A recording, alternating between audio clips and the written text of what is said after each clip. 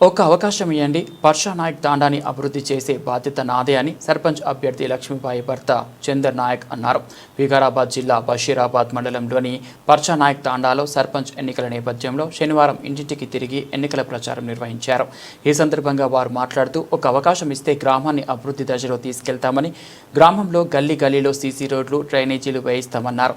ఏ సమస్యలున్నా ప్రజలకు అందుబాటులో ఉండి ప్రజా సమస్యలను తీర్చే విధంగా కృషి చేస్తామన్నారు. గ్రామంలో ఉన్నటువంటి ప్రజలకు ప్రభుత్వం నుంచి అందే సంక్షేమ పథకాలను అందించే విధంగా కృషి చేస్తామన్నారు.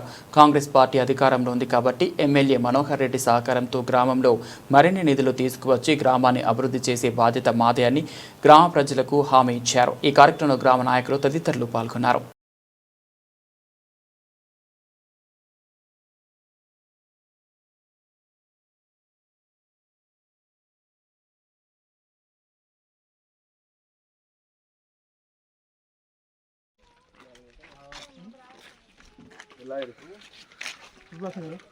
ఉంగరం గుర్తుకే